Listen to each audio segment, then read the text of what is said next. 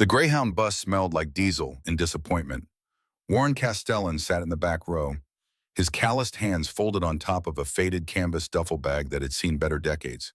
67 years old, 42 years at Boeing, 3 months since he'd buried his wife, and now he was running, though he wouldn't have called it that if you'd asked him. Running implied you knew where you were going. The Iowa countryside rolled past the window in endless variations of the same thing. Cornfields, farmhouses, grain elevators rising like concrete tombstones against a sky so blue it hurt to look at. Warren didn't look. He kept his eyes on his hands instead, studying the scars and calluses that mapped out a lifetime of work. Engine mounts for 747s. Precision welding. Tolerances measured in thousandths of an inch. He'd built things that flew at 40,000 feet, carrying hundreds of people who never once thought about the man who'd made sure the engines stayed attached to the wings. That was fine. Warren had never needed recognition. He'd needed the work, the focus, the clean simplicity of a problem that could be solved with the right tool and enough patience. But there were some problems no amount of patience could solve. The bus hit a pothole and Warren's duffel bag shifted. Inside was everything he owned that mattered. 3 changes of clothes, a leather toiletry kit Diane had given him for their 30th anniversary, his discharge papers from the Gulf War folded in a plastic sleeve, a photograph of Clare at age 8 standing in his garage holding a welding torch that was almost as big as she was grinning, like she'd just discovered fire. He hadn't looked at that photograph in 6 years. The bus driver's voice crackled over the intercom. Engine trouble. Unscheduled stop. The town of Milbrook, Iowa. Population 300 and change. Should be about 20 minutes, folks. Stretch your legs if you want. Warren felt the bus lurch as the driver downshifted. The engine made a sound he recognized immediately. Fuel injector misfiring, probably clogged. They'd need more than 20 minutes to fix it properly, but bus companies never did anything properly. They did things quickly and cheaply and hoped the problem would wait until the next guy's shift. The bus rolled to a stop on a street that looked like every dying small town Warren had ever seen. Main Street, USA, except half the storefronts were boarded up and the other half had handwritten signs in the windows that said things like everything must go and closed Sundays and Mondays, which really meant closed most days because there wasn't enough business to justify opening. Warren stood. His knees protested. 67 wasn't old, not really, but it wasn't young either, and 42 years of standing on concrete factory floors had left their mark. He grabbed his duffel bag and stepped off the bus into the June heat. The air smelled like diesel and fresh-cut grass and something else underneath, the particular smell of a place that was slowly returning to the earth. Not decay exactly, more like entropy, the inevitable unwinding of human ambition in the face of economic gravity. Warren looked down the street, a grain elevator at the far end still operational but surrounded by empty parking lots, a church on the corner with a for sale sign, a diner with a faded awning that read Graces in letters that had once been red but were now the color of old brick, and across the street from the diner, a small red brick building with tall, narrow windows and a weathered green door. The building had the look of something official, federal, the kind of architecture that said, "We're the government and we're here to help," in that post-Depression, pre-Vietnam way when people still believed that might be true. A stone lintel above the door had carved letters, most of them illegible from weather, but Warren could make out enough to read U.S. Post Office. The building was abandoned. That was obvious. The windows were boarded, weeds grew through cracks in the front steps. A rusted flagpole stood beside the door. No flag, the halyard clinking against the pole in the breeze with a sound like a clock ticking down. Warren stared at it for a long time. He was still staring when he heard footsteps behind him. "You look like a man who's thinking hard about something." Warren turned. A woman stood there, maybe late 50s, with gray hair pulled back in a practical ponytail, and a face that had seen enough of life to have earned the smile lines around her eyes. She wore a diner uniform, the kind with the name embroidered on the chest. Grace. "Just looking," Warren said. "At the old post office. Can't say there's much to see. Been closed since 1987. Postal Service consolidated everything down to Mount Pleasant. Building's been sitting empty ever since." Warren looked back at the building. Long time for a building to sit empty. GSA tried to sell it a bunch of times. Nobody wants it. Last I heard they were down to $1 just to get it off the books. Grace tilted her head. "You waiting for the bus?" Was. Well, you'll be waiting a while. That injector's going to take an hour at least, maybe two if Carl's working on it. Carl's the mechanic at the mobile station. Good man, but not what you'd call fast. She nodded toward the diner. Come on, I'll get you some coffee. On the house. Warren looked at his duffel bag, looked at the bus already surrounded by a small crowd of passengers smoking cigarettes and complaining into their phones. Looked at the post office building with its boarded windows and its rusted flagpole and its door the color of old money. Coffee sounds good, he said. Grace's diner was exactly what Warren expected. Vinyl booths, laminate tables, a counter with chrome stools, a pie case with 3 pies in it, each one looking like it had been made that morning. The air smelled like coffee and bacon grease and something baking in the back. Grace poured him coffee without asking if he wanted cream or sugar. Just set the mug down in front of him, black hot enough to see the steam. You ex-military? She asked, nodding at his cap. Army, Gulf War, 1990 to 1991. Yeah, thought so. My late husband was Air Force. He had the same look. What look is that? The look of a man who knows how to sit still and wait. She refilled her own mug, even though it was already full, and sat down across from him uninvited. So what brings you to Milbrook? We don't get many visitors anymore. Not unless they're lost. Warren wrapped his hands around the mug. The heat felt good. Bus broke down. I heard, but that's not what I asked. Warren looked at her. Grace looked back. She had the kind of eyes that had seen enough grief to recognize it in other people. My wife died 3 months ago, Warren said. Cancer. I sold the house in Seattle. Didn't have anywhere else to be. Grace nodded like this was a perfectly reasonable explanation for being on a bus to nowhere. Kids. A daughter. She know you're out here wandering. Warren didn't answer her. Grace sipped her coffee. The post office building. You want to know more about it? Why would I want to know about an abandoned post office? Because you stared at it for 10 minutes before you came in here. And because I've been running this diner for 30 years, and I know the look of a man who's trying to decide if he's got one more fight left in him. She leaned back. My cousin Evelyn works at the county office, handles property records. The building's listed as surplus federal property. Been available for $1 since 2010 to anyone willing to take over the tax obligation and bring it up to code within 18 months. 18 months. That's the catch. If you can't get it certified safe in 18 months, it reverts back to the county and they start over. Nobody's managed it yet. Last person who tried gave up after 6 months when she found out how much the foundation work would cost. How much? She said 14,000, but I don't know if that was accurate. She wasn't exactly a contractor. Warren looked out the window at the post office. $14,000. That was less than what he'd spent on Diane's funeral. Less than what was sitting in his bank account from the house sale. Less, if he was being honest, than what he'd spent on the engine rebuild for his '68 Mustang that was now sitting in a storage unit in Seattle because he hadn't been able to bring himself to sell it. What's the tax obligation, he asked. Grace smiled. About $400 a year. Evelyn could tell you exactly. Warren drank his coffee. It was good coffee, better than he'd expected. He thought about the $52,000 in his checking account. The duffel bag with everything he owned. The fact that he had nowhere to go and no one waiting for him, and that the bus, when it finally got fixed, was just taking him further east into more of the same nothing. He thought about Clare, 28 years old, 6 years since they'd spoken. She'd be in Omaha now, probably. That's where she'd been the last time Diane had mentioned her back, when Diane was still trying to get them to reconcile. Claire working at some garage doing the thing Warren had told her was throwing her life away.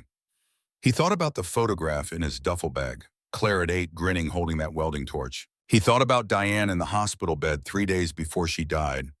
Her hand in his, her voice barely a whisper. You need to call her, Warren. You need to fix this before it's too late. He'd promised he would. He'd lied. Where's the county office? Warren asked. Grace's smile got wider. 3 blocks down corner of Oak and Main. You want me to call Evelyn, let her know you're coming. Yeah, if you don't mind. By the time Warren walked the 3 blocks, Evelyn was already pulling up the file on her computer. She was younger than Grace, maybe mid-40s, with the kind of practical bob haircut that said she didn't have time for nonsense, and a patient way of explaining things that made Warren think she'd probably been explaining things to confuse people for most of her career. Grace said you're interested in the post office building, Evelyn said, gesturing for Warren to sit.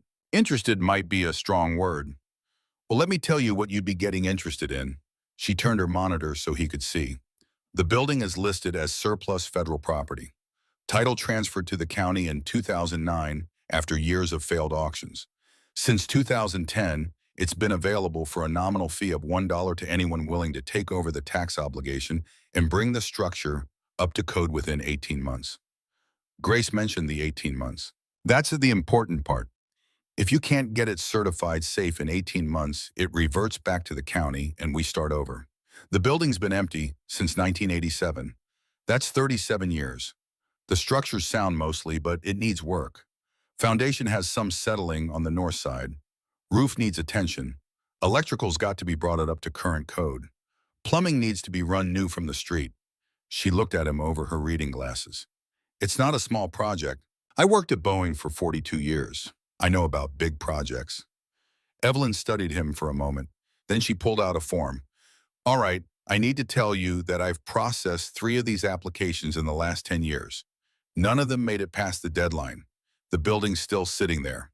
So whatever you're thinking, make sure you're thinking it through. Warren looked at the form. It was 1 page, simple. Name, address, signature acknowledging the terms. Can I ask you a question? Warren said. Sure. Why's the county doing this? What's in it for you? Evelyn leaned back in her chair. Honestly, we just want someone to care about it. That building was the center of this town for almost a century. People came there to mail letters to their sons in the war, to send packages to grandchildren, to pick up their Social Security checks. It meant something. And now it's just sitting there rotting, and every year we have to explain to the state why we're still carrying it on the books. She shrugged. $1 seems like a small price for someone who will actually trauma him. Warren picked up the pen. He signed the form. Evelyn watched him sign. Then she opened a drawer and pulled out a large brass key attached to a wooden tag. The tag had careful lettering burned into it, Milbrook P.O. She slid the key across the desk. Good luck, Mr. Castellan, she said. I mean that. Warren stood on the cracked sidewalk in front of the post office and looked up at it. The building seemed smaller now that he was about to go inside. A single-story red brick box, maybe 30 feet wide and 50 feet long. The windows were boarded with plywood that had weathered to the color of driftwood. The green door was peeling. The carved stone lintel above the door said U.S. Post Office, but half the letters were illegible. The brass key was heavy in his hand. It had the weight of something that had been used every day for decades and then not used at all for decades more. Warren put the key in the lock. The lock was stiff. He had to work at applying pressure, releasing, trying again. Then something gave, and the lock turned with a sound like bones cracking. He pushed the door open. The smell hit him first. Old paper, old wood, dust, and something else underneath. Something that took him back to Kuwait in 1991. Government buildings, the smell of bureaucracy, rubber stamps and mimeograph ink and carbon paper and floor wax. All of it faint now, almost gone, but still there if you knew what you were breathing for. The chemical ghost of what the building had been. Warren stepped inside and closed the door behind him. The lobby was dark. The boarded windows let in almost no light. But there was enough. Enough to see the row of brass post office boxes that lined the left wall, their glass windows still intact, each one with a tiny brass number plate. Some of the boxes still had mail inside. Letters and magazines from 1987 never claimed still waiting. The service counter ran the length of the right wall, a polished wooden counter with an ornate brass grill rising from it, the kind of craftsmanship you didn't see anymore. Behind the grill were sorting shelves and cubbyholes for outgoing mail. On the wall behind the counter hung a framed portrait of Ronald Reagan, slightly crooked, his faded photograph smiling out at a lobby that had been empty for 37 years. The floor was tile, a pattern of small octagons in black and white, dulled by time but still beautiful. The ceiling was pressed tin painted white with a single brass light fixture hanging in the center. A small wooden table stood against one wall. A pencil lay on the table as if someone had just set it down and walked away. Warren stood in the middle of the lobby and felt something he hadn't felt in a long time. Not peace exactly, more like purpose. He walked slowly through the lobby, his footsteps echoing, past the service counter, through a small swinging gate in the brass grill. Into the back room. The back room had been the working heart of the post office. Sorting tables, some still covered, with pigeonhole shelves full of old paperwork. An ancient adding machine on a metal desk. A rack of pegs on the wall where mail carriers had once hung their jackets. And at the far end of the back room, set into the wall, a heavy steel door. The vault. Warren walked toward it slowly. The vault was exactly what he'd expected. A squat steel door, maybe 4 feet tall and 3 feet wide, painted dark green with gold lettering that read U.S. Government, Property, and Postal Inspector. A round combination dial in the center. The handle was brass, darkened with age. A small engraved plate beside the door read, Federal Postal Vault, keep secure. Warren tried the handle. It turned. The door wasn't locked. He stood there for a moment, staring at the unlocked vault handle, and thought about Kuwait, about the supply bunkers they'd secured during the war, about the standing order to keep everything locked always because an unlocked door was an invitation to chaos. But this door had been unlocked for 37 years. Someone had left it that way on purpose. Warren pulled the handle, and the vault door swung open on its heavy hinges with a low metallic groan that sounded like the building itself waking up. Inside was a small, steel-lined chamber, maybe 4 feet deep and 4 feet wide, with shelves along both walls and in the back. The shelves were made of steel, and they were not empty. On the right side were stacks of leather-bound ledgers, government property labeled by year, going back to the 1940s. Postal records, registered mail logs, money order records, daily cash reports, every day's business for almost 50 years, neatly recorded in the handwriting of whoever had been on duty. On the left side were strong boxes, small steel boxes with carrying handles, the kind used to store valuables and cash. Each one had a small padlock, 3 boxes total. And on the back shelf between the ledgers and the strong boxes were 3 canvas mail sacks. The old-fashioned kind, with leather drawstrings and brass tags stamped USPS Property. The sacks were full, bulging. Warren reached for one of the sacks. It was heavier than he'd expected. He carried it out to the back room and set it on a sorting table and opened the drawstring. Inside were letters, hundreds of them, old letters stamped and addressed, some with return addresses and some without. He picked up one at random and looked at it. The postmark was from 1983. The envelope was yellowed but intact. The letter had never been delivered. He picked up another. 1979. Another, 1985. All undelivered, all from the era before the post office closed. Warren opened the second mail sack. More letters. The third. More letters still. He stood there staring at the 3 sacks, trying to understand what he was looking at. And then slowly he began to put it together. Undeliverable mail. Letters with wrong addresses. Letters to people who had moved away. Letters that, for one reason or another, couldn't be returned to sender. In the era before computerized tracking, rural post offices sometimes kept this mail themselves, hoping the rightful owners would eventually show up. When a post office closed, the sacks were supposed to be forwarded to the regional office. Sometimes they weren't. These 3 sacks had been sitting in the vault in Milbrook, Iowa since 1987. 37 years of letters waiting to be delivered to people who no longer lived anywhere near here. Warren turned to the strong boxes. He carried one out to the sorting table. The padlock was rusted shut. He looked around for something to break it with, found a hammer in an old desk drawer. 3 sharp hits and the padlock came off. He lifted the lid. Inside was money. Not paper money. Money orders. Stacks of postal money orders, each one filled out, each one for a specific amount to a specific recipient. None of them had been cashed. They were from 1983, 1984, 1985, 1986, 1987. Someone had bought these money orders, paid for them in cash, and then for reasons Warren couldn't immediately understand, never mailed them. Or mailed them and they'd come back undeliverable and ended up here in the vault. He opened the second strongbox. More money orders and cash. Stacks of old bills bundled with paper bands. The third strongbox held cash and a few small items. Watches, rings, a silver compact. Things that had probably arrived in the mail with undeliverable addresses and had been kept in the vault for safekeeping.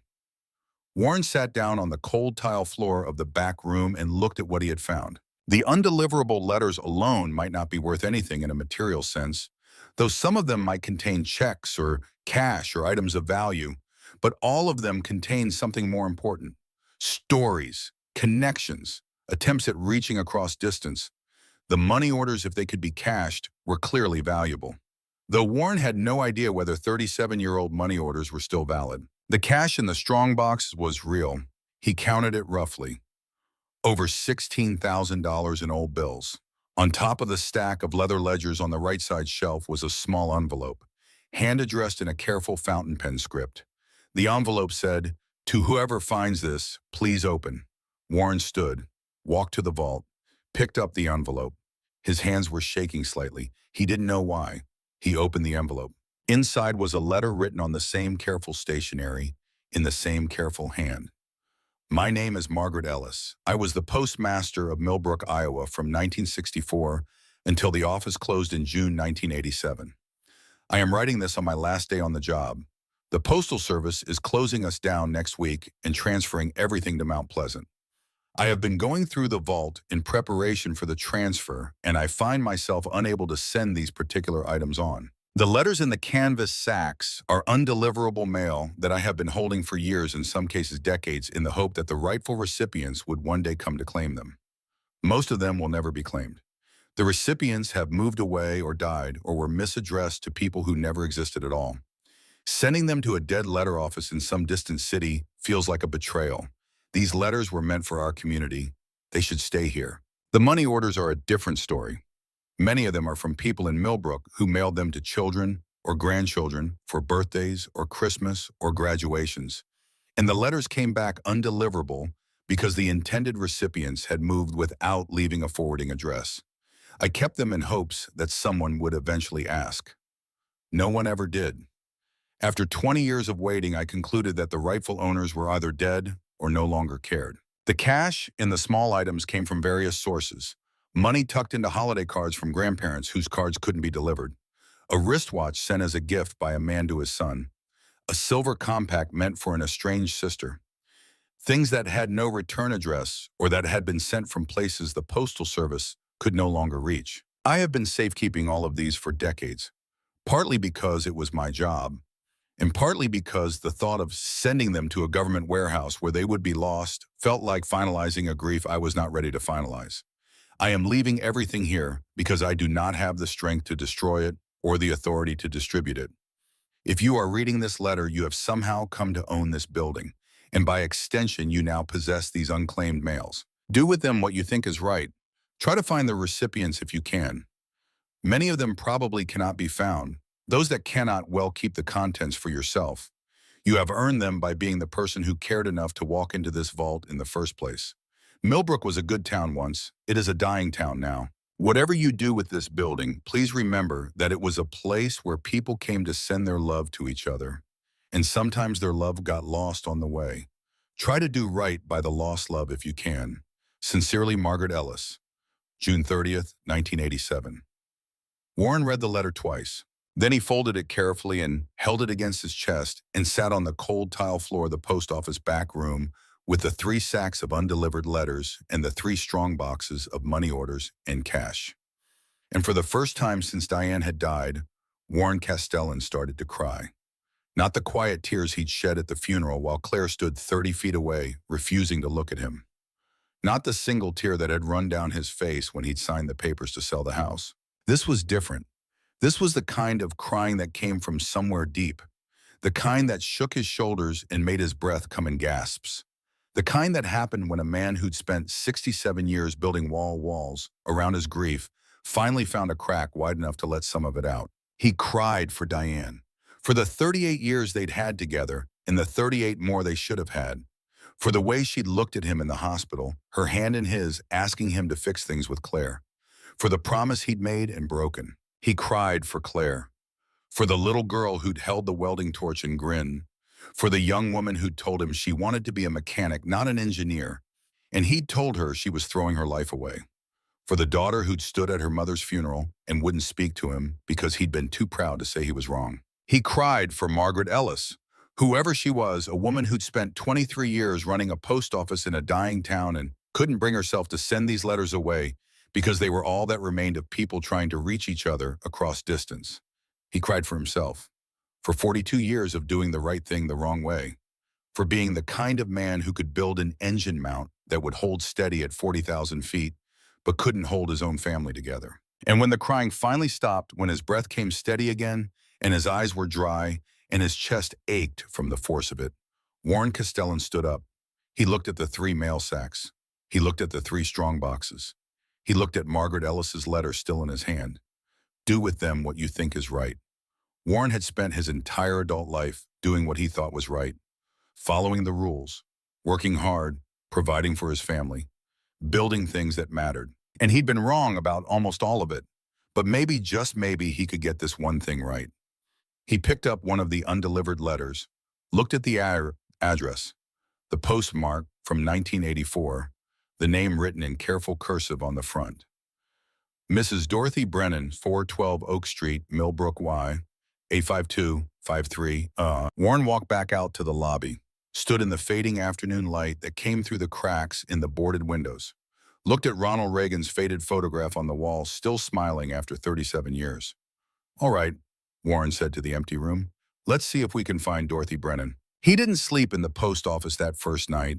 He took the most important items from the vault, the ledgers, the strong boxes. Margaret's letter and one of the mail sacks, locked them inside the building, and walked back to Grace's diner.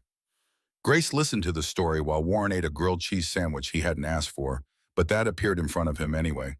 When he finished talking, Grace sat back and looked at him for a long moment. You bought the building. For $1. And you found all that in the vault. Yeah.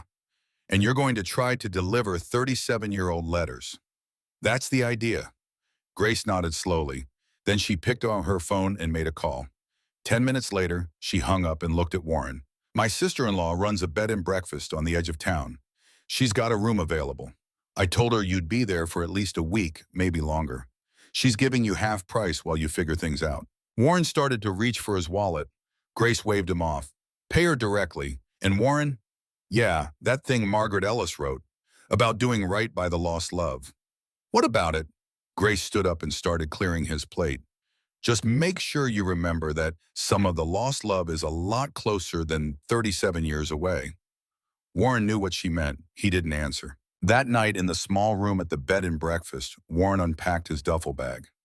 He took out the photograph of Clare at age 8 and set it on the nightstand. Then he took out the first letter he'd pulled from the mail sack. Mrs. Dorothy Brennan, 412 Oak Street, Milbrook, Iowa, postmark 1984. He turned on the lamp and carefully opened the envelope. Inside was another envelope, smaller, thicker, and a brief handwritten note. Dorothy, this came back to us marked undeliverable, and we don't know why. The address is right. Maybe you moved. Anyway, we wanted you to have it. Hope you and Frank are doing well. Love, Susan. The smaller envelope inside was from Mutual Life Insurance Company. It was addressed to Dorothy Brennan, and it contained a check for $3,400. The check was dated November 15, 1984. Warren sat on the edge of the bed and stared at the check. 37 years old, almost certainly expired, but the money had been owed to Dorothy Brennan, whoever she was, and apparently she'd never gotten it. He opened the laptop he'd brought from Seattle, connected to the bed and breakfast Wi-Fi, typed Dorothy Brennan, Milbrook, Iowa into Google. The first result was an obituary. Dorothy Ann Brennan, 87, of Des Moines, Iowa, passed away peacefully on March 14, 2019. Born in Milbrook, Iowa in 1932, Dorothy spent most of her life as a school teacher and devoted mother. She was preceded in death by her husband Frank in 1998. She is survived by her son Michael Brennan of Des Moines and 2 grandchildren. Warren read the obituary 3 times. Dorothy was dead, had been for 5 years, but she had a son, Michael Brennan, Des Moines. Warren opened a new search, found a phone number for a Michael Brennan in Des Moines. There were 4 listings. He wrote them all down. Then he closed the laptop and turned off the light and lay in the dark staring at the ceiling. Tomorrow he would start making calls. Tomorrow he would try to do right by the lost love. Tonight he just needed to sleep. But sleep didn't come easy. It never did anymore.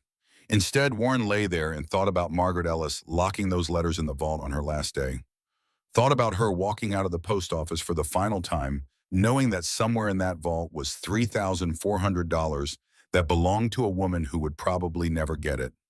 Thought about all the other letters in those sacks, all the other attempts at connection that had failed, all the love that had gotten lost on the way.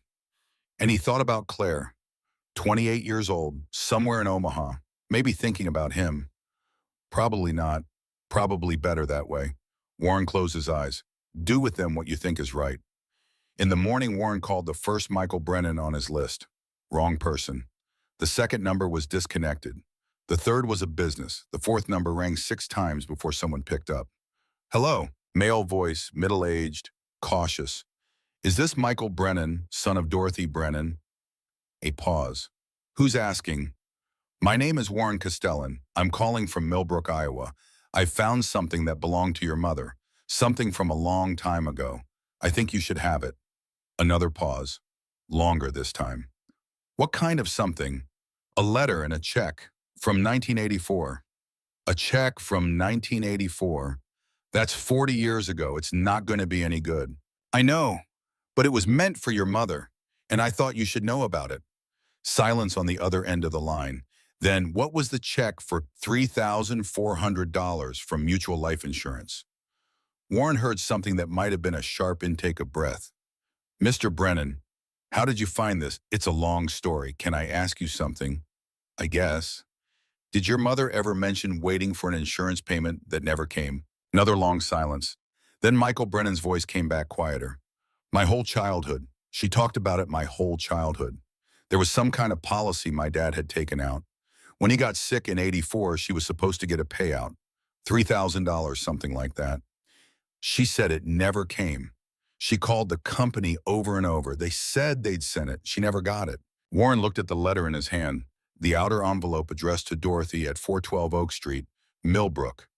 Mr. Brennan, did your mother live at 412 Oak Street in 1984? No, we lived at 421 Oak, 421, not 412. There it was. Someone had transposed 2 numbers. The check had gone to a house that didn't exist, had come back to the post office, had ended up in Margaret Ellis's vault. And Dorothy Brennan had spent the rest of her life thinking the insurance company had cheated her. Mr. Brennan, Warren said, I'd like to bring this to you in person. Are you in Des Moines? Yeah, but you don't have to come all the way here. The check's not good anymore anyway. I know, but I think you should see it, and I think there might be something we can do. Like what? Like calling the insurance company and explaining what happened. Michael Brennan laughed. It wasn't a happy sound. Mr. Castellan, I appreciate what you're trying to do, but my mother died in 2019. The insurance company isn't going to pay out on a 40-year-old clerical error for someone who's been dead for 5 years. Maybe not, but you won't know unless we try. Silence again. Then, why do you care? Warren looked at the photograph of Claire on the nightstand, 8 years old, holding the welding torch, grinning. Because I've spent most of my life not doing the things I should have done when I should have done them, and I'm trying to do better. Michael Brennan was quiet for a moment. Then he said, when can you come? Warren drove to Des Moines that afternoon, 2 hours each way. He brought the letter, the check, and a copy of the obituary he'd printed at the county office. Michael Brennan lived in a small house on the east side of the city. He answered the door, looking exactly like Warren had pictured him. Late 50s, tired eyes, the look of a man who'd worked hard his whole life and had just enough to show for it. They sat at his kitchen table. Warren handed him the envelope. Michael opened it slowly. Read Susan's note, pulled out the insurance check, stared at it for a long time. $3,400, he said quietly. In 1984, that would have been everything. We were struggling. Dad was sick. Mom was working 2 jobs. This would have changed everything. I'm sorry it took 40 years to get here. Michael looked up at Warren. Where did you find this? Warren told him. The bus breaking down, the post office, the vault, Margaret Ellis's letter, all of it. When he finished, Michael was quiet for a long time. Then he said, my mother struggled her whole life, even after Dad died, even after I was grown. She never could get ahead. She died in a nursing home with about $800 in her bank account. Warren didn't say anything. Michael looked at the check again. You really think the insurance company will honor this? I think we should ask. They called Mutual Life together from Michael's kitchen. It took 4 transfers and 40 minutes of hold music. But eventually they got someone in claims who listened to the story, took down the information, said she'd have to research it and call back. She called back 2 days later. The company agreed to honor the check as a gesture of goodwill, $3,400, plus 40 years of interest calculated at the policy rate. Total payout $11,200, made out to the estate of Dorothy Ann Brennan. Michael Brennan called Warren when he got the check. He was crying. "I can't believe this. I can't believe you did this. I didn't do anything. I just delivered the mail." "You did more than that. You gave me something back. I don't know how to explain it. It's not about the money. It's about knowing that she wasn't wrong, that the check really did exist, that she wasn't crazy for believing it should have come." Warren understood. Sometimes what people needed wasn't the thing itself. It was the proof that they hadn't been wrong to hope for it. "Mr. Castellan," Michael said, "I want to give you something for what you did." "That's not necessary." "I know it's not necessary, but I want to. $1,000 for the building, for whatever you're doing with those letters." Warren started to refuse. Then he thought about the foundation work, the roof, the electrical, the 18-month deadline. "All right," he said, "thank you." "No," Michael said, "thank you." After he hung up, Warren sat in his room at the bed and breakfast and looked at the remaining letters in the mail sack. 299 left. He'd delivered one, so it had taken 3 days. At this rate, it would take him 2.5 years to deliver them all. But he had only 18 months to save the building. He couldn't do both things alone. Warren picked up the next letter. Mrs. Eleanor Price, Cedar Rapids, postmarked 1984. Inside was a birthday card from a mother to her daughter. He found Eleanor Price's number, called her, read her the card over the phone. She cried for 10 minutes. Then she said, "Can I come get it in person?" "Of course." Eleanor Price drove to Milbrook that weekend. She was 74 years old. She held the card like it was made of glass. "I never got to say goodbye to her," Eleanor said. "She died suddenly. Heart attack. This card, it's like she's talking to me again." Warren gave her the card and watched her walk back to her car holding it against her chest. That was delivery number 2. The foundation crack ran along the north wall of the post office like a scar. Warren stood in the basement, flashlight in hand, studying the way the concrete had settled over 37 years. Not catastrophic, but not good either. The kind of thing that would fail inspection if left unaddressed. He'd been in Milbrook for 3 weeks now. 3 weeks of mornings sorting letters, afternoons tracking addresses, evenings researching. He'd delivered 4 letters total, 4 out of 300. The building needed work, real work, and Warren had 15 months left. His phone buzzed, a text from Grace. "Contractor coming by at 10. Name's Dalton McKenzie, ex-military. Does good work." Warren checked his watch, 9:45. He was making coffee when he heard boots on the front porch. Warren opened the door. The man standing there was maybe late 40s, built like someone who'd spent his life doing physical work. Dark hair going gray. Weathered face. He wore work boots, jeans, and a Marines t-shirt. His eyes went to Warren's cap. Army. Gulf War. "You're Castellan," the man said. "That's right." "Dalton McKenzie. Grace said you needed a contractor." They shook hands. The grip of men who understood some things didn't need to be said. "Marines," Warren asked. 91, Kuwait City. "Army. Same time, different sector."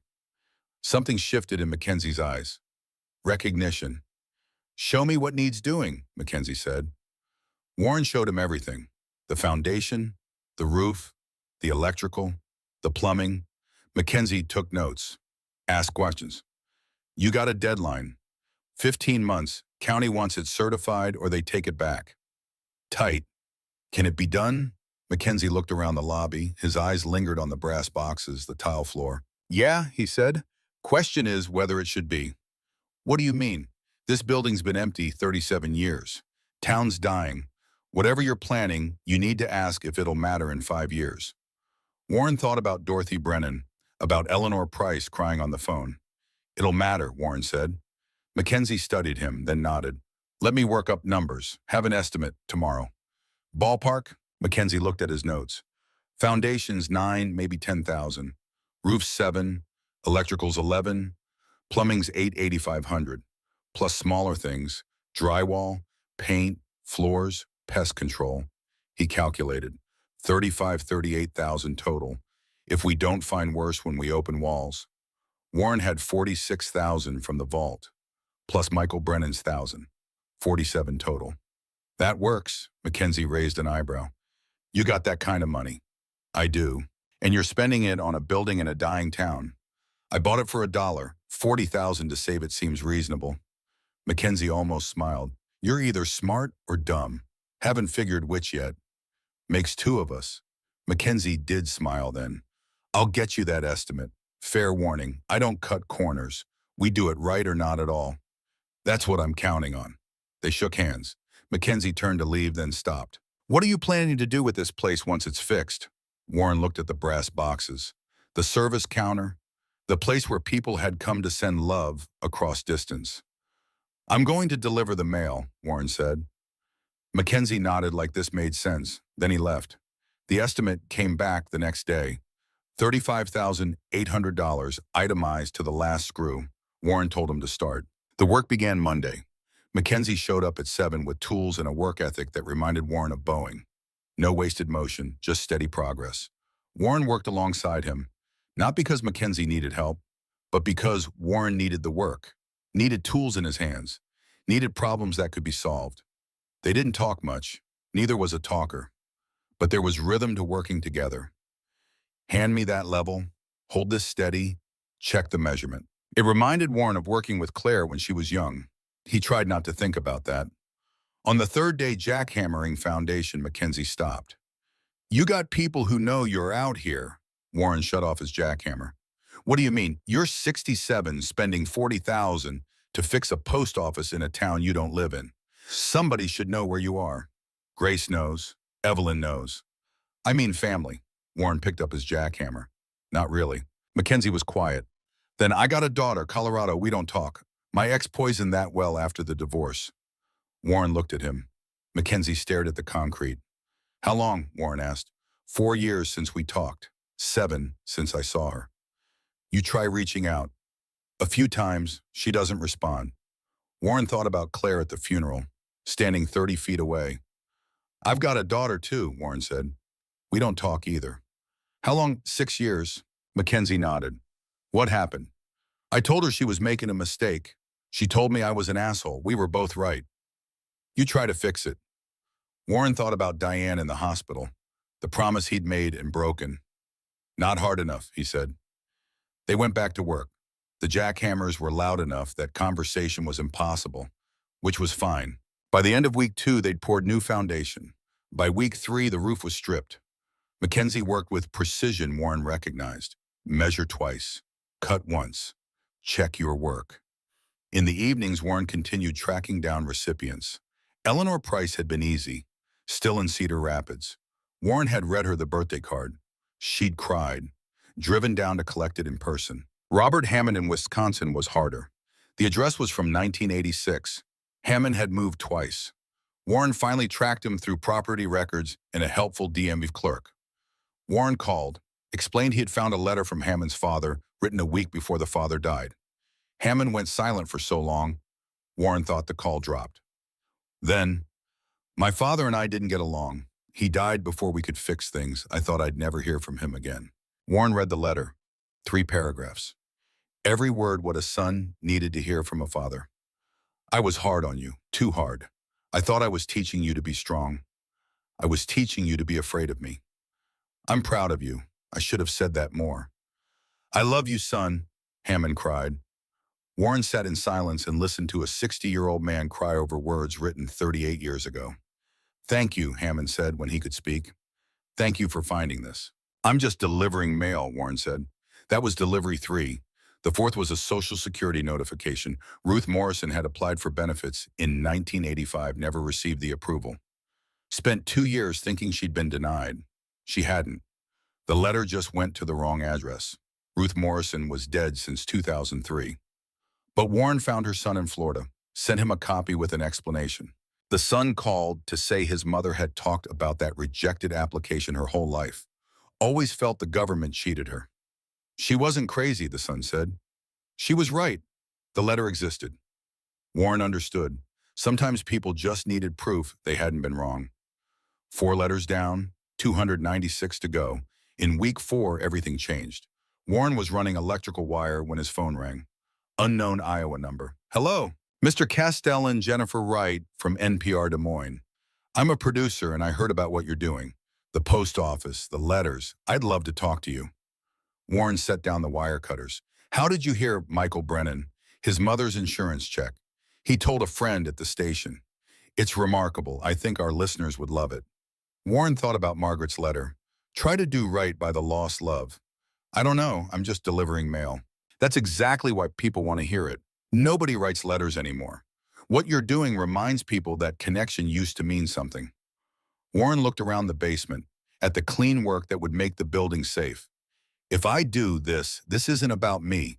It's about the letters, the people who were supposed to get them. Understood. Can I come this weekend? An NPR story meant exposure. Maybe some recipients would hear and come forward. All right, Warren said. This weekend. Jennifer Wright showed up Saturday with recording equipment and deep questions. Not just what, but why, and what does it mean? Warren tried to answer honestly. The bus, the dollar, the vault, Margaret's letter. He told her about the line that hit hardest. Try to do right by the lost love. And have you, Jennifer asked, done right by the lost love? Warren thought about Dorothy Brennan, Eleanor Price, Robert Hammond. I'm trying, he said. The interview lasted 2 hours. Jennifer recorded him walking through the post office, opening the vault, showing the brass boxes and pressed tin ceiling. She asked to see letters. Warren showed 3, a birthday card, a property tax notice, a Sears delivery notice. These are people's lives, Jennifer said quietly. Just waiting. Yeah. How many delivered? 4. Out of 300. Jennifer looked at him. That'll take years. I've got time, Warren said. The NPR segment aired Sunday morning. Warren was working on the roof with Mackenzie when his phone started buzzing. Texts, emails, voicemails, all from people who'd heard. Grace called. Warren, you're famous, Evelyn called. My office has had 12 calls. A voicemail from David Foster. I grew up in Milbrook. My grandmother, Alice Foster, lived there until 1989. I'm wondering if you found anything for her. Warren saved it. By day's end, he had 43 voicemails and over 100 emails. You opened a door, Mackenzie said, loading tools. People are walking through whether you're ready or not. Warren looked at his phone. Notifications kept coming. I need help, he said. Mackenzie nodded. Yeah, you do. Grace organized volunteers. By week's end, Warren had 6 regulars. Grace created a database, every letter logged. Sender, recipient, postmark, return address, status. Evelyn came evenings to track property records and forwarding addresses.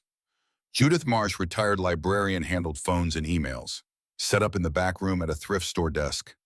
Peter Hoffman, retired postal worker, helped Warren understand envelope codes and markings on these. By month 4, Warren had delivered 47 letters, 47 of 300. Always the same reactions: shock, tears, gratitude. Some drove to Milbrook to see the post office, to stand where their letter had waited. Frank Garrison broke down when Warren gave him a birthday card his dead wife sent their son in 1986. The son never got it. Died in a car crash 1989. Frank held it. She was trying to reach him, still trying. Patricia Reeves wept over a letter from her estranged sister written 1985. The sister died 1992, never reconciled. I thought she hated me, Patricia said. But she wrote this. She was trying. Warren saw the pattern. Most undeliverable mail wasn't about money or information. It was about the attempt. People trying to reach across distance or anger or time, trying to say I love you or I'm sorry. And those messages never arrived. Until now. By month 5, the post office took shape. Foundation solid, roof done, electrical roughed, waiting inspection. Mackenzie started plumbing. One October afternoon, installing copper pipe, Mackenzie said, I called my daughter last week. Warren looked up from soldering. She answered, no, left a message, told her what I'm doing, about you and the letters. Said I was sorry for not being around. She called back, not yet, but I'm trying again. Warren nodded, went back to soldering. After a minute, you ever think about calling your daughter? Warren thought about Clare, the funeral, 30 feet away. Every day, Warren said, but you don't. No. Why shy? Warren set down the iron. Because I don't know what to sing. I was wrong and she was right and I don't know how to fix that. Maybe you don't have to know. Maybe just try. Warren picked up the iron. Maybe. Silence. Then Mackenzie. These letters, they're all from people who tried and failed. Wrong addresses, people moved, they tried to connect and it didn't work. Yeah. But you're finishing what they started, making the connection even though it's 38 years late. Warren saw where this was going. It's not the same. Isn't it you're delivering a message that should have been delivered long ago? What makes a letter different from a phone call? A letter doesn't talk back. Mackenzie almost smiled. Fair, but the principle's the same. Try. Even if you don't know if it'll work, even if it's too long, try anyway. Warren didn't answer, but that night lying in bed, he thought about it. Try anyway. He picked up his phone, found Claire's number, stared at it, set the phone down, not tonight, but maybe soon. In month 6, everything accelerated. The NPR story got picked up nationally. A 15-minute feature on Warren and the post office and lost love waiting to be found. After that, Warren's phone didn't stop for 3 days. Hundreds of emails, then thousands. People asking if letters might be for them. Judith recruited 2 more volunteers just to process inquiries. Grace's database grew. Not just letters Warren had, but people looking, cross-referencing, matching, building connections across decades. By month 6, 82 letters delivered. Month 7, 136. The work took on life. People showed up. Not just recipients, visitors, curious people who'd heard and wanted to see where love had been stored 38 years. Warren wasn't ready. He was a man who worked alone. The attention made him uncomfortable. But Grace convinced him to open the lobby to visitors. People need this, she said. Let them see someone cares. So Warren did. 3 afternoons a week. People came to see brass boxes, pressed tin ceiling, tile floor, Reagan portrait still crooked. They asked questions. Warren answered. They cried sometimes, standing in the lobby, looking at where grandparents mailed letters. Parents picked up packages. It's like a church, one woman said, where people sent prayers. Warren hadn't thought of it that way. But suppose she was right. By month 8, building nearly done. Mackenzie finished plumbing. Electrical passed inspection, walls repaired, painted, floors refinished. Warren converted the back sorting room into an apartment. Bed, small kitchen, bathroom, his. First place he'd owned in 3 months. He moved out of the bed and breakfast into the post office. Living there changed things. Work late sorting, wake dawn researching. Work rhythm became life rhythm. Mackenzie noticed, you're becoming the building. What do you mean? You live here, sleep here, eat here, work here. You and this place are the same, Warren thought. Is that bad? Depends, hiding from something or building something. Warren didn't have an answer. Month 9. Warren opened the letter room, Grace's name for it. Not a post office postal service wouldn't certify, but a letter room where people could learn about undeliverable mail. Search for letters, sit in the lobby, and remember when connection meant envelopes and trust.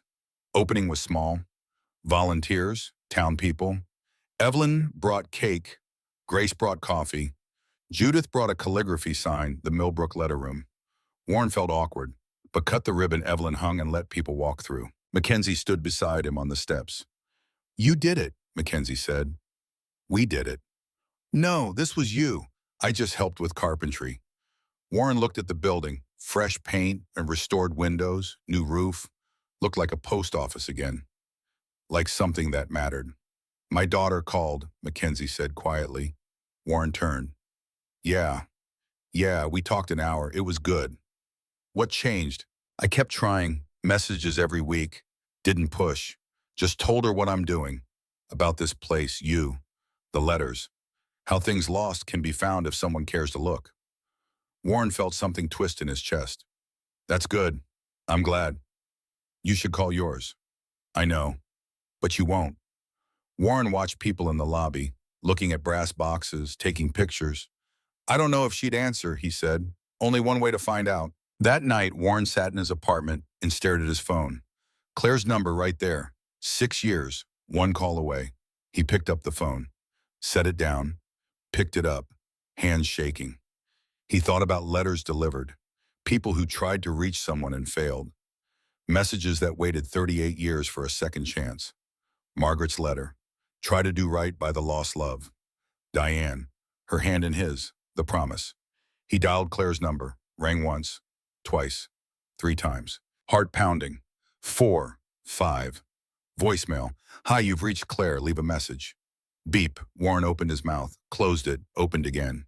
Claire, it's your dad. I know it's been a long time. I know you probably don't want to hear from me, but I'm in Iowa. Milbrook. I'm doing something. Trying to do something right for once. And I wanted you to know. I wanted to tell you I'm sorry. For everything. For not listening. For being too proud to admit I was wrong. For not being there when your mom was dying. I'm sorry. He paused, voice shaking. I love you, Claire. I should have said that 6 years ago. I'm saying it now. Call me if you want. Or don't, but I wanted you to know. He hung up, sat in dark, waited. Phone didn't ring. Warren set it down and walked to the lobby, stood in the empty room with brass boxes and pressed tin and tile. He delivered 136 letters to others, but still didn't know how to deliver the one that mattered most. In month 10, 2 things changed everything. First was James Whitmore. Warren had heard about him from Grace. Developer, owned half the county's commercial real estate, buying Main Street properties in Milbrook for years. Whitmore showed up Tuesday afternoon while Warren organized letters. Mr. Castellan James Whitmore. Warren turned. Whitmore was early 60s, expensive suit, expensive shoes, the kind who measured success in square footage and ROI. They shook hands. I've been following your work, Whitmore said. Impressive. Building looks good. Thank you. I want to make an offer. $75,000 for the property. That's 75,000 times what you paid. Good return on 9 months. Warren looked at him. It's not for sale. Everything's for sale. It's just a matter of price. 80,000. Final offer. I said it's not for sale. Whitmore's smile didn't change, but something hardened in his eyes. You're 67. You've got maybe 10 good years left. Take the money. Retire somewhere warm. Let someone else worry about a building in a dying town. I'm already retired. This is what I'm doing. This is nostalgia. This building stopped being relevant in 1987. Town's dying, Main Street's dying. You can't save it by fixing one old post office. Warren thought about the 136 letters delivered. People who cried. Connections rebuilt. I'm not trying to save the town, Warren said. I'm just delivering mail. Whitmore's expression shifted to pity. You have 5 months left on your deadline. That's not a lot.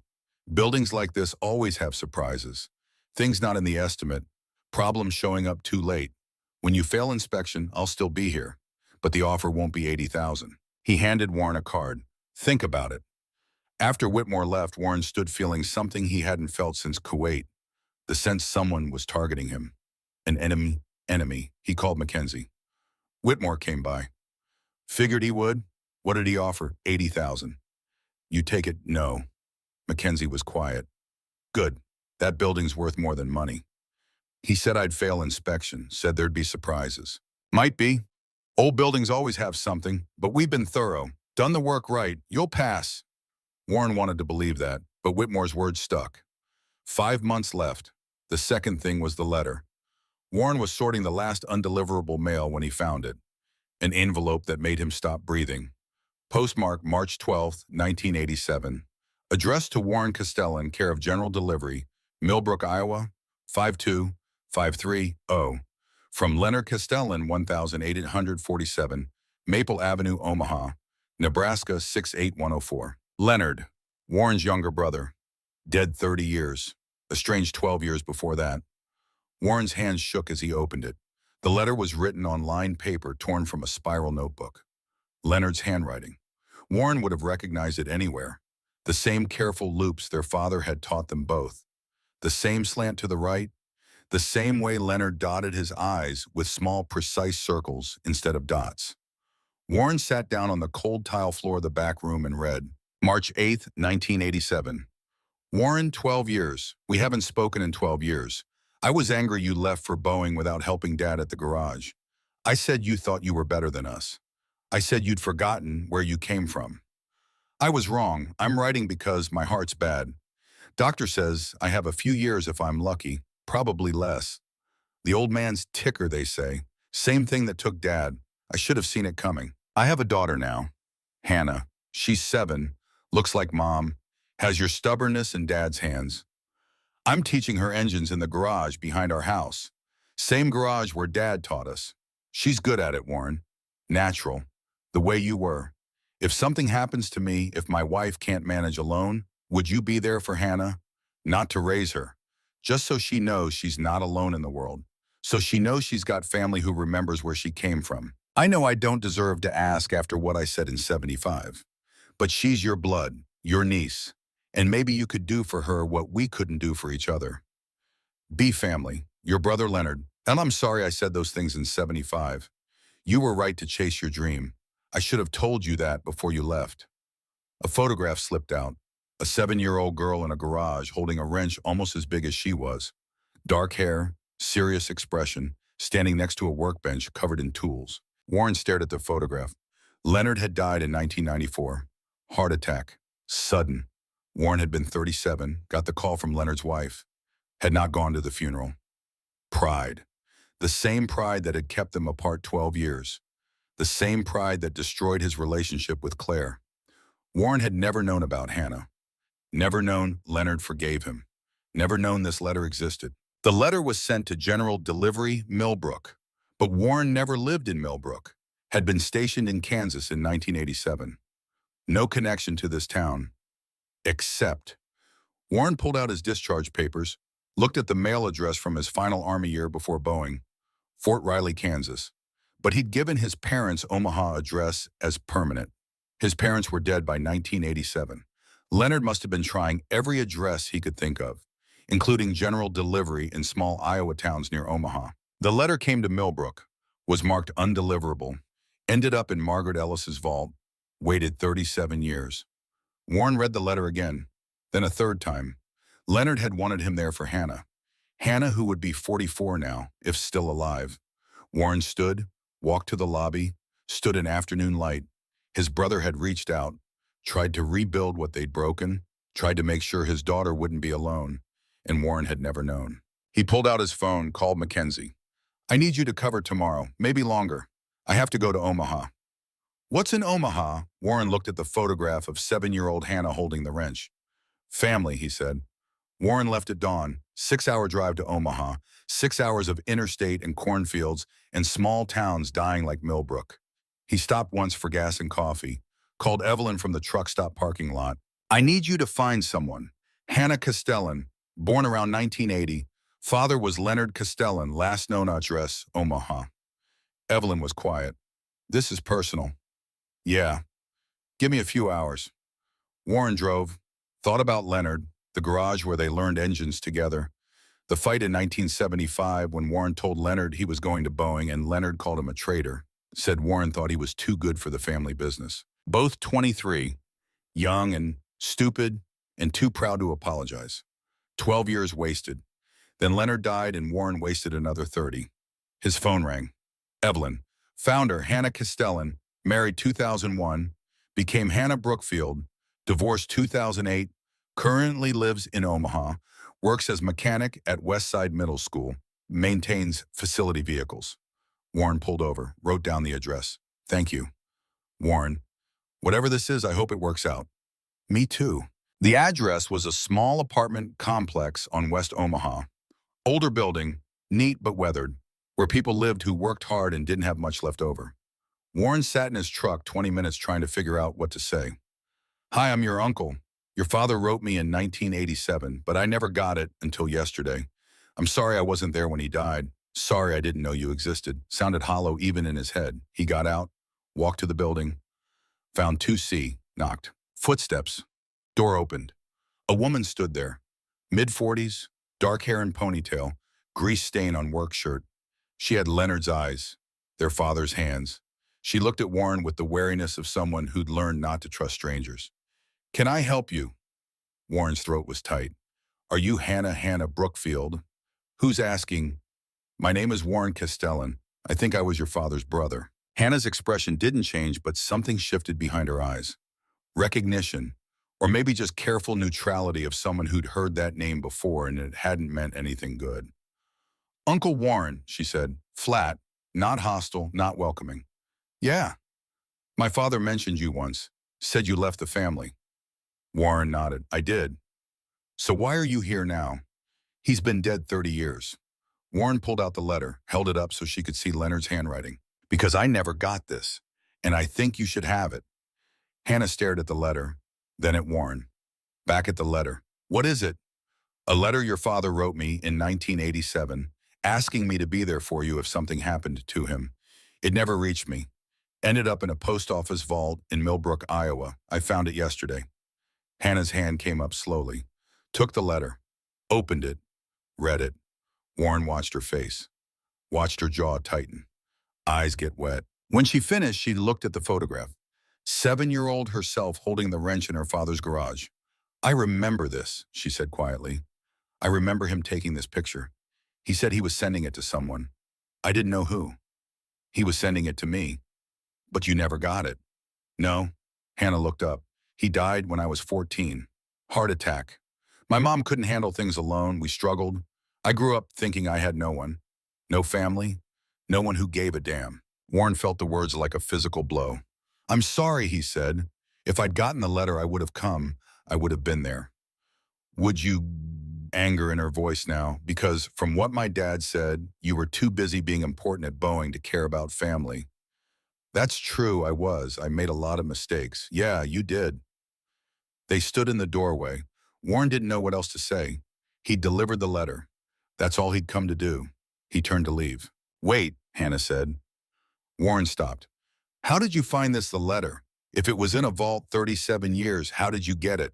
Warren told her. Bus breaking down, post office, dollar, vault, Margaret Ellis, all of it. When he finished, Hannah stared at him with an expression he couldn't read. You bought a post office for $1. Yeah. And you've been delivering 37-year-old letters. Yeah. How many? About 200 so far, out of 300 total. Hannah shook her head slowly. That's insane. Maybe. Why would you do that? Warren thought about Margaret's letter, Dorothy Brennan, Eleanor Price, Robert Hammond, all the people who cried when they received messages decades late. Because someone needed to, he said. Hannah looked at the letter in her hand, then at Warren. You have kids. The question caught him off guard. A daughter, Clare, we don't talk. Why not? Same reason your father and I didn't talk. Pride, stupidity. Take your pick. When's the last time you spoke to her? 6 years ago, at her mother's funeral. Hannah nodded slowly, like this confirmed something she'd suspected. I have a cousin, she said, your daughter. I found her 3 years ago through a genealogy website. We meet for coffee sometimes. She talks about you. Warren's heart stopped. She does? Yeah, she says she's angry, that you were never there, that you cared more about being right than being her father. The words hurt, but Warren didn't argue. She's right, he said. She also says she misses you, that she wishes things were different. Warren's eyes burned. He blinked hard. You should call her, Hannah said. I did. Left a message. She didn't call back. Then call again. Keep calling. My father wrote you a letter trying to fix things. Took 37 years, but you got it. Don't wait 37 years to fix things with your daughter. Warren nodded, couldn't speak. Hannah looked at the letter again. I'm keeping this in the picture. Of course, and I'm going to think about whether I want to know you, whether I want an uncle who shows up 44 years late. That's fair. Hannah started to close the door, then stopped. The post office in Milbrook. Is it open? Can people visit? Yeah, 3 afternoons a week. Maybe I'll come see it. See where my father's letter waited all those years. I'd like that. Hannah nodded, then closed the door. Warren walked back to his truck, sat behind the wheel, put his face in his hands, and cried for the second time in 6 months. For Leonard, for Hannah, for Clare, for all the time wasted being proud when he should have been present. When he could breathe again, he pulled out his phone, looked at Claire's number, called, rang 4 times, voicemail. Claire, it's Dad. I know you didn't call back last time. That's okay. I just wanted to tell you something. I found a letter today from your Uncle Leonard. You never met him. He died before you were born, but he wrote me trying to fix things between us. The letter got lost. I didn't get it for 37 years. And I keep thinking, what if I'd gotten it when he sent it? What would be different? And I realize the answer is everything. Everything would be different if people just said the things they needed to say when they needed to say them. So I'm saying this now. I love you. I'm proud of you. I was wrong to push you away. I was wrong about everything. And I'm sorry. Call me. Or don't. But know that I'm here. I'm in Milbrook, Iowa, and I'm not going anywhere. He hung up, started the truck, started the long drive back. Halfway there, his phone buzzed. Text message. Unknown number. Then he saw the Iowa area code. Realized it wasn't unknown. The message said, "This is Hannah. I talked to Claire. She wants to see you." "We both do. Can we come to Milbrook this weekend?" Warren pulled onto the shoulder, read the message 3 times to make sure it was real. Then he typed, "Yes, please come." 3 dots appeared. Then, "Okay, Saturday, 10 a.m." Warren sat on the shoulder and watched the sun set over the cornfields and felt something he hadn't felt in years. Hope. The rest of the week passed in a blur. Warren and Mackenzie finished the last punch list items for county inspection, replaced a cracked window, fixed a loose vault hinge, painted the front steps. Grace noticed the change in him. "Something happened in Omaha," she said Thursday morning when Warren came in for coffee. "Yeah. Good something or bad something?" "Good, I think. Maybe." Grace smiled. "About time you had some good." "Yeah."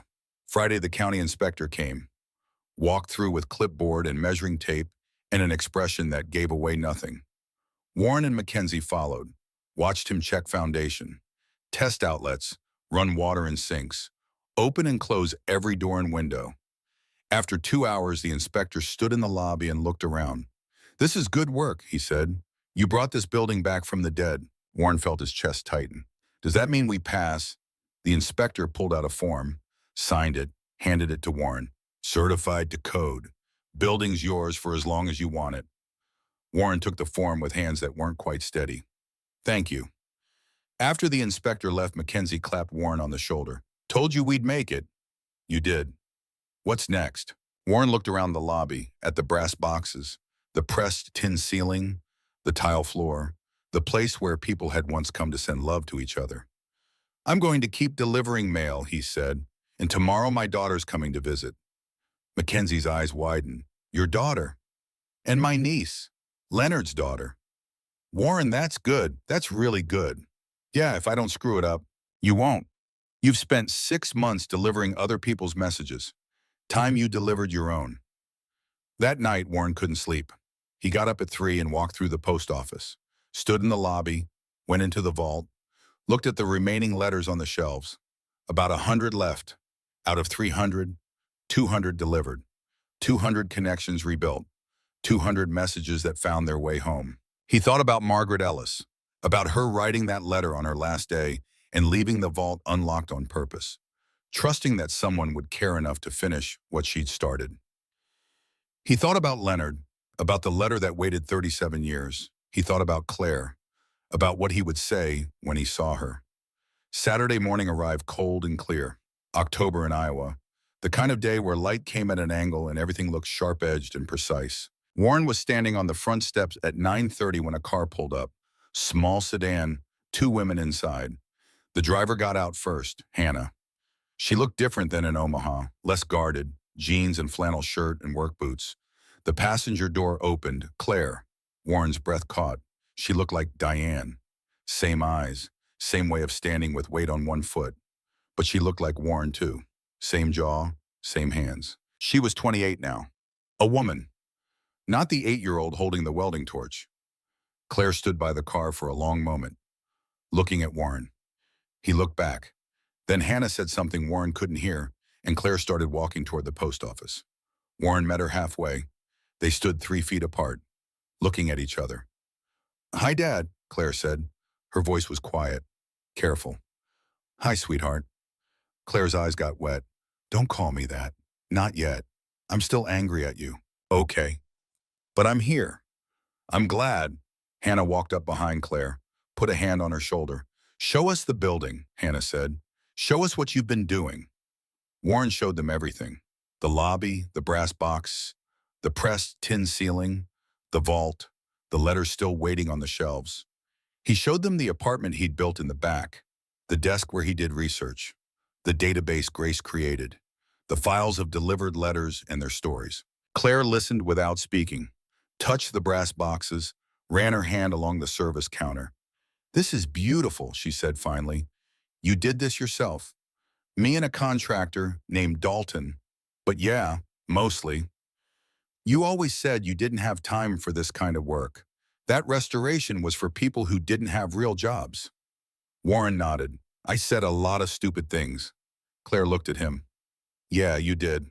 Hannah stepped forward. "Can I see the letter, the one my dad wrote?" Warren pulled it out. He'd been carrying it since Omaha. Hannah had said she wanted to keep it, but she'd let Warren hold on to it for now. Hannah read it again, showed it to Claire. Claire read it slowly, looked at the photograph of 7-year-old Hannah in the garage. "You look like me," Claire said. "In the picture, the way you're holding that wrench. I have a picture like that. Me and Dad in his garage when I was 8. "I know," Hannah said. "You showed me. Remember?" "Yeah." They stood together looking at the photograph.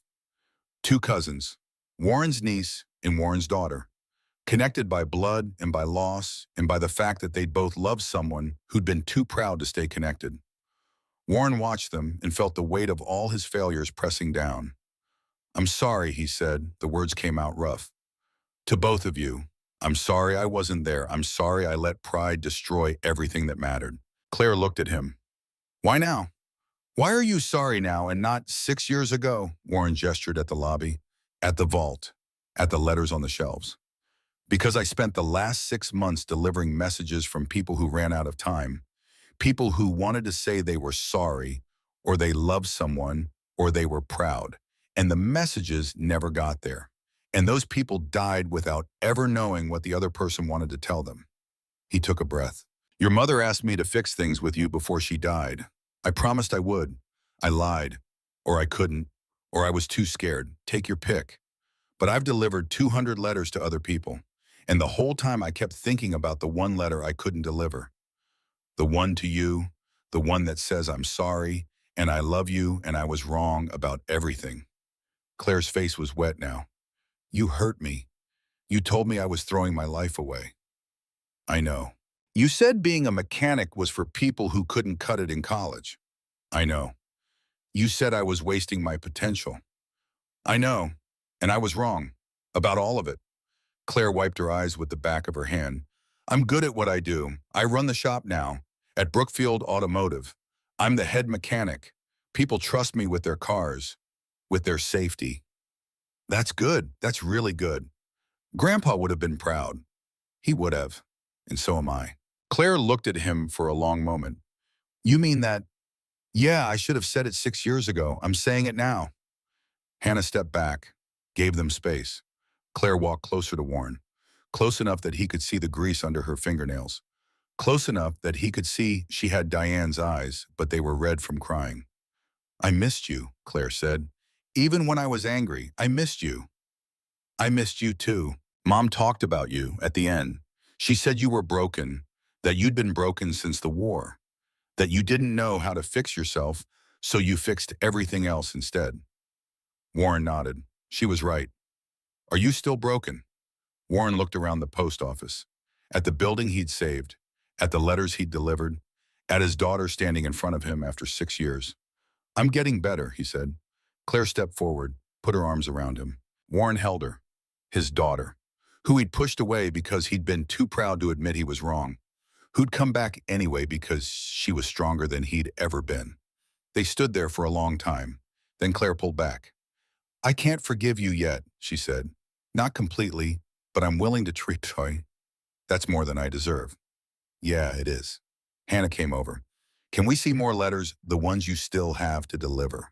Warren showed them, pulled out envelopes at random, read addresses, explained which he tracked down and which were still mysteries. Claire picked up a letter, looked at the address. "This person, Patricia Reeves. You found her?" "Yeah, delivered that 2 months ago from her sister. They'd been estranged. Sister died before they could reconcile." "What did the letter say?" "That she was sorry, that she still loved her, that she wished they could start over." Claire set the letters down carefully. Did it help Patricia? Did it help to get the letter? She cried for an hour, said she'd always thought her sister hated her. The letter proved she was wrong. Claire was quiet. Then, I'm glad you're doing this. This matters. You think so? Yeah, Mom would have loved it. She was always trying to fix things between people. Between us. Between you and Uncle Leonard before he died. This is exactly what she would have done. Warren felt his throat tighten. I wish she could see it. Me too. They spent the rest of the morning in the post office. Warren showed them the database, the tracking system, the volunteers who came to help. Grace stopped by with lunch, sandwiches from the diner. She took one look at Warren and Claire and Hannah standing together and smiled. About time, Grace said, about damn time. In the afternoon, they walked Main Street. Warren showed them the town, the grain elevator, the church for sale sign, the boarded storefronts and the ones hanging on. It's dying, Claire said. Yeah, but slower than it would have been. Maybe people come now to see the post office. They eat at Grace's diner, stay at the bed and breakfast. It's not much, but it's something. Hannah stopped in front of the post office, looked up at it. This building was where my dad's letter waited, she said, for 37 years. And if you hadn't bought it, if you hadn't cared enough to open that vault, I never would have known he forgave you. I never would have known he wanted you in my life. Warren nodded. So I'm glad you bought it, Hannah continued. I'm glad you're here doing this. Even if you're 44 years too late to be my uncle, I'm glad you're trying now. Does that mean you'll give me a chance? Hannah looked at Claire. Claire nodded. Yeah, Hannah said. We'll both give you a chance. They left that evening, had to get back to Omaha. But Claire hugged Warren before she got in the car. Call me, she said. Once a week, I want to know how the letters are going. I will. And Dad, yeah, don't disappear again. I won't. He watched them drive away, stood on the steps until the car was out of sight. Mackenzie pulled up just as the sun was setting. They came, he said. Not a question. Yeah. How'd it go? Good, better than I deserved. Mackenzie nodded. You got another chance, don't waste it. I won't. Over the next 2 months, Warren delivered another 63 letters. The work got harder as the easy ones were done. The remaining letters were mysteries, wrong addresses, people who'd moved multiple times, names that didn't appear in any database.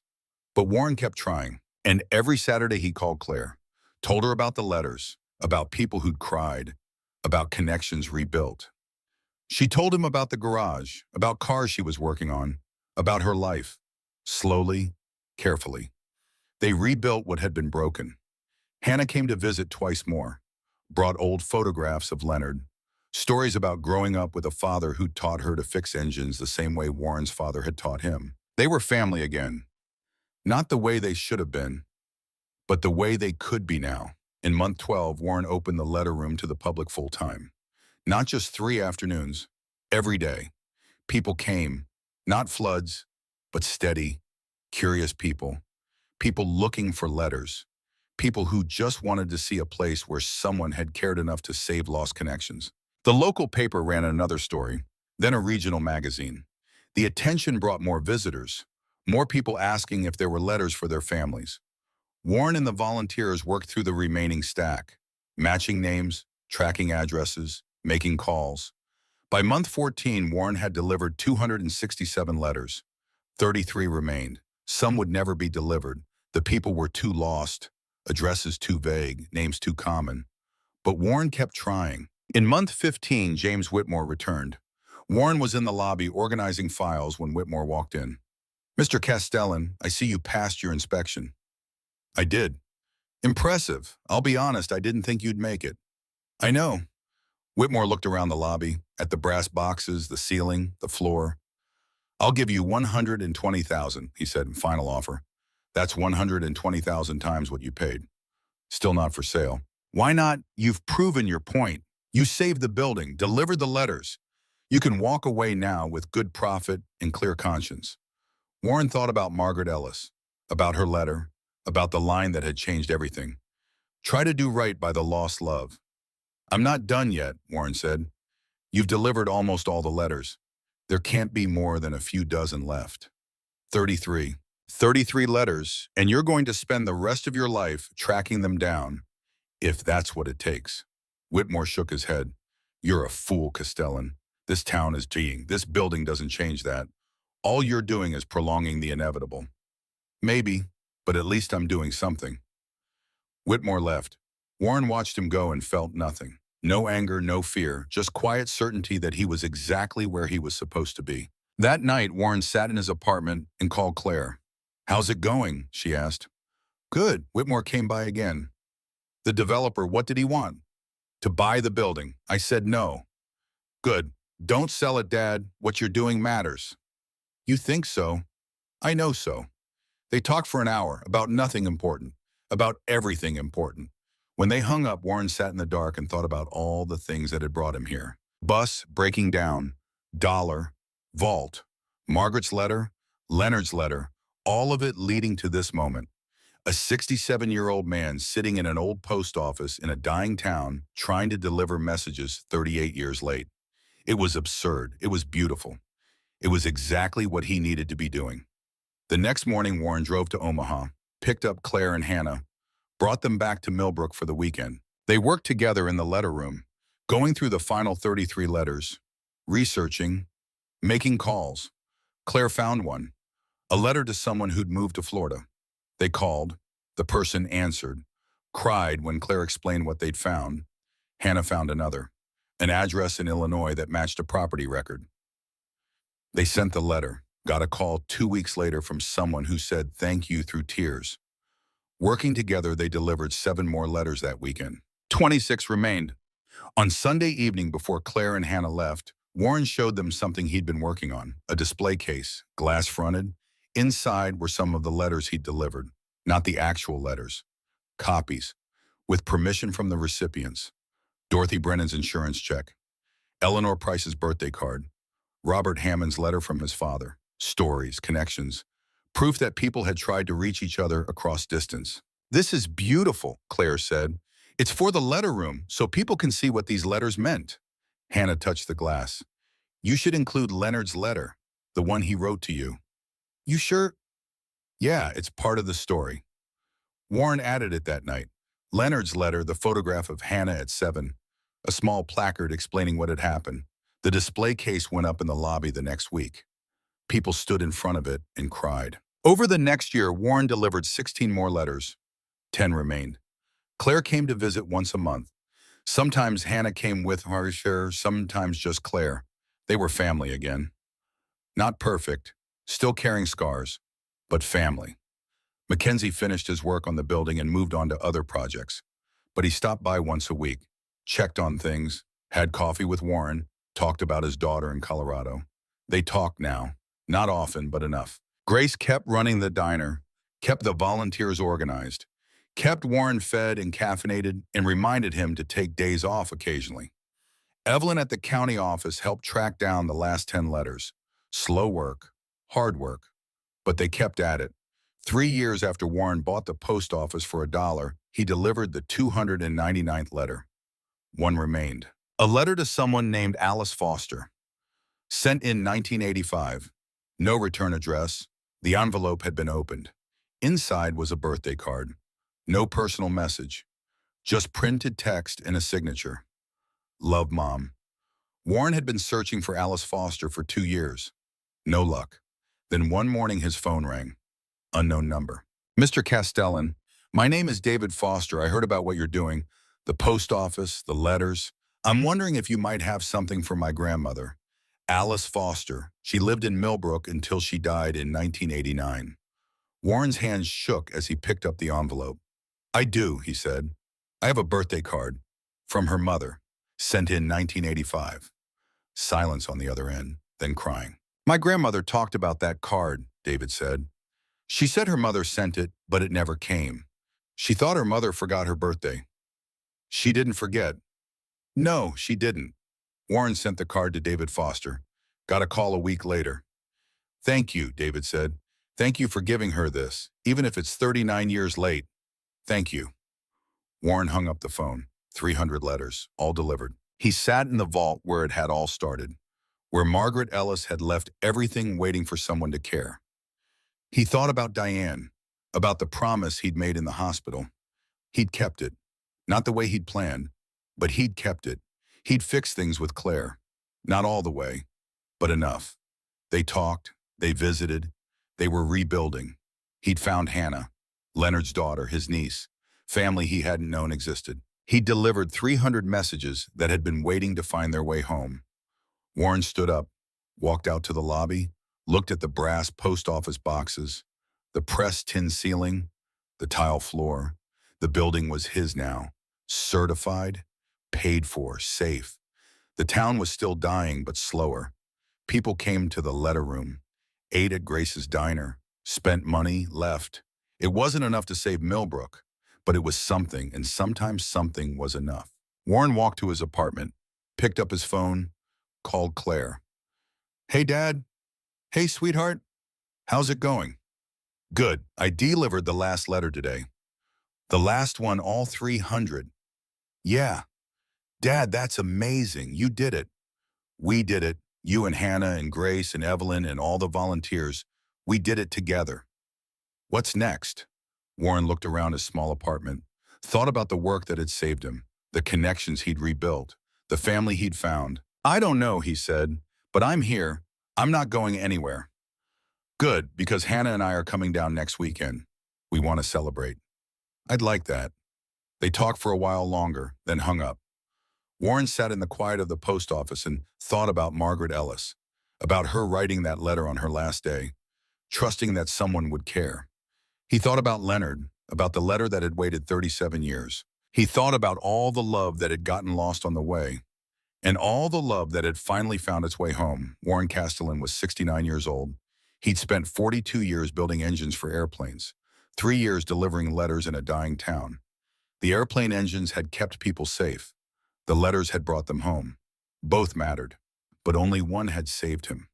Warren turned off the light, locked the door, walked through the lobby one more time. Tomorrow, Claire and Hannah would come. They'd celebrate. They'd be family. Tomorrow, the letter room would open. People would come. They'd look at the display case. They'd ask questions. They'd remember. Tomorrow, Warren would start going through the vault again, looking for anything he might have missed, any letter that might still need delivering, because the work was never really done. Love was always getting lost on the way, and someone needed to help it find its way home. Warren stood on the steps of the post office and looked at Main Street, Milbrook, at the grain elevator, at the boarded storefronts, at the lights of Grace's diner still burning. The town was dying, but not tonight. Tonight it was alive, and that was enough.